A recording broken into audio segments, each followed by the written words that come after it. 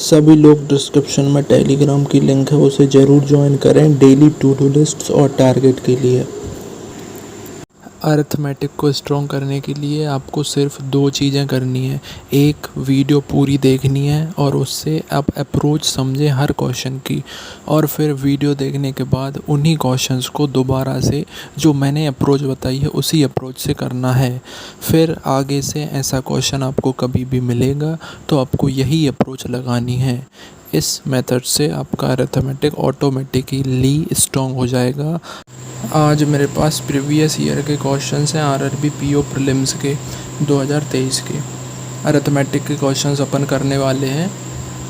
तो जैसा कि मैं वही पहले भी बता चुका हूँ कि भाई प्रीलिम्स में जो पीओ का मेनली प्रीलिम्स रहता है उसमें ना डीआई और सिंप्लीफिकेशन के कई बार क्वेश्चंस थोड़े टफ हो जाते हैं। तो अपन को पूरे अरिथमेटिक तो नहीं करना, लेकिन 40-50% अरिथमेटिक अगर अपन उसमें से सॉल्व करें तो अपन स्कोर अपना गेन कर लेते हैं। 4 से 5 क्वेश्चन ईजी रहते हैं सॉल्व करना, वो अपना सिंप्लीफिकेशन और डीआई से कम टाइम में सॉल्व हो जाते हैं। तो वही क्वेश्चंस में जो लास्ट ईयर जो आए थे वो कराने वाला हूँ। तो अपना जो पहला क्वेश्चन गिवन है, A and B enter into the partnership with investment of 1300 और 500 और after 6 month C joined with investment of 1800। अब 1300-500 अपन नहीं लिखेंगे, अपन लिखेंगे सिर्फ 13 और 5। ये इन्वेस्टमेंट हो गई ए और बी की, ये हो गई सी की, कितनी है 1800। ए बी और सी अब क्या बोल रहा है, at the end of the year, एक ईयर के बाद। सी ने कितने टाइम के लिए करा, सिर्फ 6 महीने के लिए, तो इन दोनों ने 12 के लिए करा हुआ eight the end of the year. अब बस इसको काट देते हैं, 6 दूनी 12, 6 दूनी 12, 2 2 और 2 नाम 18, तो 13:5:9 की अपनी रेशो हो जाएगी। अब क्या बोल रहा है, at the end of the year profit share of C is 360। इसकी वैल्यू अपन को 360 दी है, तो एक की वैल्यू अपन को मिल जाएगी 40 डिवाइड बाय 9 करके। फिर एक की वैल्यू 40 है, तो उसने क्या पूछा, difference between A and B. A and B का डिफरेंस, इन दोनों का डिफरेंस कितना हुआ 8। 8 को 40 से गुणा कर दो, 8 चौको 3200, 320 अपना आंसर आ गया, ऑप्शन डी। अब देखो भाई 1 मिनट में तो मैंने ही कर दिया इतना लिख के, अगर आप नहीं लिखते तो सिर्फ 35 से 40 सेकेंड का ये सवाल है। फिर जो नेक्स्ट क्वेश्चन बोल रहा है कि 5 year ago the average age of A and B was 15। तो ए और बी की 5 साल पहले 15 एज थी एवरेज, तो अभी की कितनी हो जाएगी, 15 + 5 = 20। तो उनकी टोटल एज हो जाएगी 20 दूनी 2 = 40 ईयर। फिर बोल रहा है present age of A and C, ratio of the A and C है 6:5। तो इसकी अगर ए की 6 है तो सी की हो जाएगी 5x। अब क्या बोल रहा है, respectively if B is 4 year younger to C, B कितना ये यंगर है 4 ईयर, मतलब बी का जो हो जाएगा 5x - 4 हो जाएगा। और फिर इसमें क्या दिया है, then find the sum of the percentage of B and C. तो इन दोनों का सम अपन को 40 दिया था, तो इनका सम क्या हो जाएगा, 11x - 4 = 40। तो 11x = 44 और x की वैल्यू आ गई 4। फिर उसने क्या पूछा है, find the sum of the percentage of B and C. इन दोनों का सम पूछा है, तो इन दोनों का सम क्या हो जाएगा, 5x 10x - 4। तो 10x की वैल्यू 40, 40 - 4 36 ईयर अपना आंसर हो जाएगा, 36 ईयर्स, ऑप्शन सी। फिर अपना जो नेक्स्ट क्वेश्चन बोल रहा है, average weight of 8 people is x kg। मतलब 8 पीपल का एवरेज वेट x है, तो जो टोटल वेट हो जाएगा वो हो जाएगा 8x। 2 new people joined them, 2 new people join, तो पीपल फिर कितने हो गए, 8 से 10 हो गए people, with total weight of 151 kg and average weight of all people increase by 3/2 kg। जो एवरेज वेट है वो कितना हो गया, पहले x था अब 3/2 हो गया, है ना। ये टोटल वेट था पहले था, और अब टोटल वेट कितना हो जाएगा 8x और 151 इसमें ऐड कर दो। तो ये अपना इक्वेशन बन गया 10x + 15 = 8x + 151। तो 2x = 151 - 15, तो ये आ जाएगा 136। हाँ, x = 2 * 12 2 × 8 = 16। x की वैल्यू आ गई 68। अब वो क्या पूछ रहा है, if the weight of the lightest people 2 people is x - 5 kg।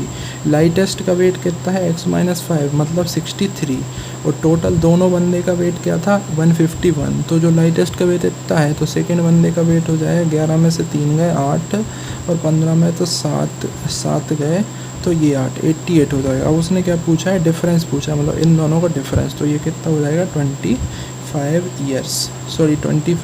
kg, ये आएगा दोनों का डिफरेंस। फिर अपना नेक्स्ट 44th क्वेश्चन है, वो बोल रहा है A got 40 marks in an exam and he receives 40 marks less than the passing marks. B gets 70 marks in the same exam and receive 20 marks more in the passing marks. अब देखना, ए को कितना मिला है 40%, बी को कितना मिला है 70%, और इन दोनों का जो डिफरेंस है ये कितना है, इसको -40 मिला, इसको कितना मिला 20 ज़्यादा मिला। तो इन दोनों का जो 20 का डिफरेंस होगा ना, वो इन दोनों का सम होता है। तो जो 30% की वैल्यू हो जाएगी वो हो जाएगी 60। अब कैसे होता है ये देखना, जैसे अपन एक को 40% मिला लेकिन उसको वो 40 कितना मिला, 40 कम मिला, तो अगर इसमें अपन 40 ऐड कर दें तो उसको पासिंग मार्क्स मिल जाएंगे। और अगर इसमें 70 मिला, इसको 20 ज़्यादा मिला, इसमें से 20 घटा दें तो उसको पासिंग मार्क्स मिल जाएंगे। तो पासिंग मार्क्स इन दोनों के बीच की वैल्यू होगी ना, तो इसमें से माइनस करना पड़ेगा, इसमें प्लस करना पड़ेगा, तो इन दोनों को जोड़ दो तो 60 और 30% की वैल्यू अपनी आ गई 60। तो अपनी जो 100% की वैल्यू हो जाएगी वो 6 दूनी 12, 120 नहीं, सॉरी 120 नहीं आएगी, डिवाइड बाय 30 इंटू 100, 200 आ जाएगी 100% की value. If C gets 65% of marks, C gets 65% मतलब सी को आए मिले 130, then difference between A and C, A को कितने मिले थे 40%, तो ए को मिले हैं 80, सी को मिले 130, तो डिफरेंस हो गया उनका 50। Option E is the answer. ठीक है। फिर क्वेश्चन नंबर 45 बोल रहा है, a man invested ₹P in scheme A offers a compound interest of 10% पर एनम फॉर 2 years। तो 10% कंपाउंड इंटरेस्ट है, मतलब टोटल इंटरेस्ट इसका हो जाएगा 21% ऑफ P। ठीक है। एंड ही इन्वेस्टेड P + 500, उसने P + 500 भी इन्वेस्ट करे on scheme B, simple interest 12% पर annum for the same period, मतलब 2 साल में उसे कितना परसेंट मिलेगा, 24% मिलेगा। अब वो क्या बोल रहा है, if the interest received by man in scheme is 150 less than scheme B, जो स्कीम ए में मिला है वो 150 कम है स्कीम बी से, तो इधर इसको कितना मिला, इधर 21% मिला पी का, और इधर कितना मिला 24% मिला पी का, प्लस इसका कितना मिला 24 × 5 120 मिला, और इसका डिफरेंस कितना है 150 का डिफरेंस, मतलब इसमें से इसको माइनस कर दो तो कितना बचा 3% ऑफ P + 120 बराबर 150। तो 3% ऑफ P की वैल्यू कितनी आ गई 3, तो जो P की वैल्यू हो जाएगी वो हो जाएगी अपनी 1000। 3% है तो ये हो जाएगा 1000। अब find the amount invested in scheme B, scheme B में कितना करा उसने P + 500, तो ये अपना आएगा आंसर 1500। 1500 मतलब option C is the answer. फिर नेक्स्ट क्वेश्चन है, in a mixture the quantity of milk is x litre and water is 8 litre. Milk और वाटर की क्वांटिटी कितनी है, x लीटर और 8 litre. 5 litre of pure milk and 6 litre of water is added. 5 litre of pure milk add करा, 6 litre of water add करा, तो ये कितना हो गया x + 5, ये हो गया 14। अब वो क्या बोल रहा है, so the resultant milk becomes 75% in the resultant mixture, ये कितना हो गया 75%, तो ये हो जाएगा अपना 25%, बचा हुआ 25%, तो 25% अगर 14 है तो टोटल अपनी वैल्यू कितनी हो जाएगी 14 × 4 = 56, टोटल वैल्यू हो जाएगी 56। अब वो क्या बोल रहा है, अगर if 10 litre of the resultant mixture is removed, मतलब इसमें से 10 निकाल दो तो 46 बचेगा, यही पूछा ना, then find the remaining quantity, तो 46 आंसर अपना D 46। ठीक है। फिर जो नेक्स्ट क्वेश्चन है, in an right angle triangle hypotenuse is 8√10 and base is half of the height, मतलब हाइट अगर 2x है तो बेस x है। फिर हाइट, अब क्या बोला, if the height and base of the triangle are equal to the height and radius of cylinder, height और बेस है वो हाइट और रेडियस ऑफ सिलेंडर के बराबर है, तो curved surface area of cylinder चाहिए। पहले x की वैल्यू निकाल लेते हैं, तो ये पाइथागोरस से क्या 4x² + x² बराबर 8 × 8 = 64 × 10 640, तो x² बराबर ये वैल्यू हो जाएगी 5, 5 एकम 5, 5 दूनी 10, 5 × 8 = 40, 140, तो जो x की वैल्यू आएगी अपनी 64 × 2 मतलब 8√2, ये हो जाएगा 16√2, ये हो जाएगा 8√2।